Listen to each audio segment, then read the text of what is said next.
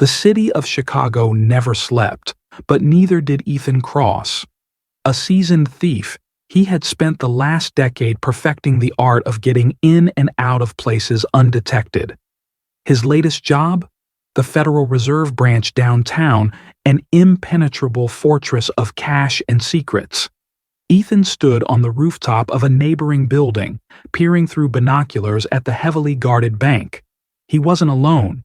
His crew, Cassie, the expert hacker, Marcus, the getaway driver, and Ray, the muscle, waited for his signal.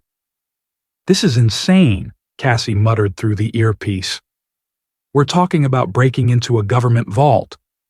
"We don't need to break in," Ethan smirked. "We just need to walk out with the money." The plan was perfect, at least on paper. Cassie had hacked the security feeds, looping footage of an empty vault corridor. Ray, disguised as a maintenance worker, planted a tiny explosive inside a ventilation shaft. Marcus waited outside in a stolen armored truck, engine running. Ethan and Cassie walked into the bank dressed as FBI agents, flashing forged IDs. "There's been a cyber threat detected," Ethan told the guards. "We need immediate access to the vault." One skeptical guard hesitated.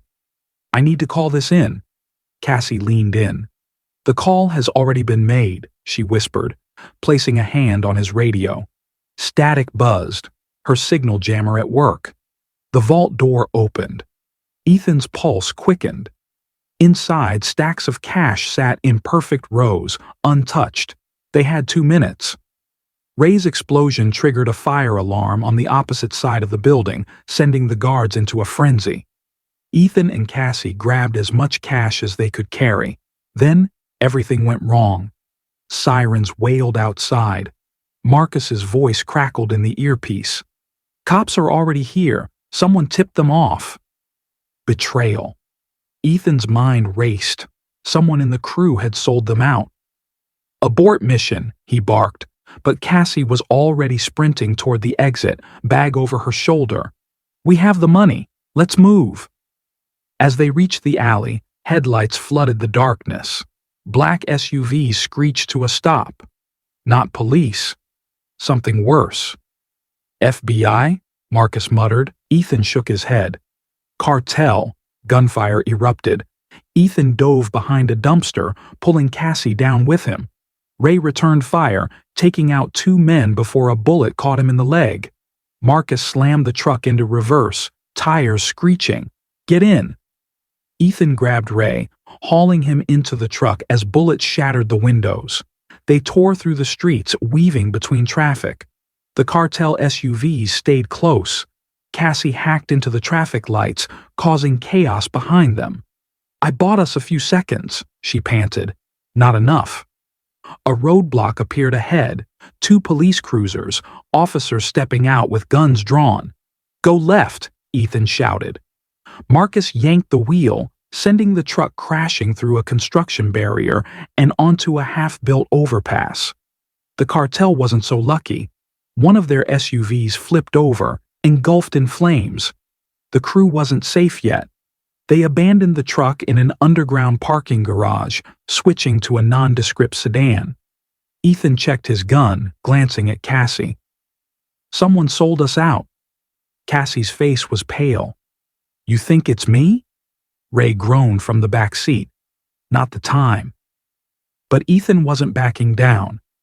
"We were careful. Only someone inside could have tipped them off." Cassie met his gaze. "Then let's find out who." The rendezvous point was an abandoned warehouse by the docks. When they arrived, a lone figure stood waiting. Vincent Morello, the man who had hired them. He smirked. "Hell of a mess you made, Cross." Ethan's blood boiled. "You set us up." Morello shrugged. "Had to make sure you were worth the investment." Gunmen emerged from the shadows. Ethan and his crew were surrounded, but they weren't unprepared. Cassie hit a button on her phone. Explosives, planted earlier, detonated, plunging the warehouse into darkness. Chaos erupted. Ethan took down 2 men, grabbing Morello by the collar. "Where's the real money?" Morello gasped. You think I... Ethan didn't let him finish. A single gunshot ended it. They left the warehouse in flames, speeding toward the airport. Cassie had arranged new passports, new identities. Ray clutched his wounded leg. We really did it. Ethan exhaled, staring at the duffel bag of cash in the back seat. We survived. A private jet awaited them.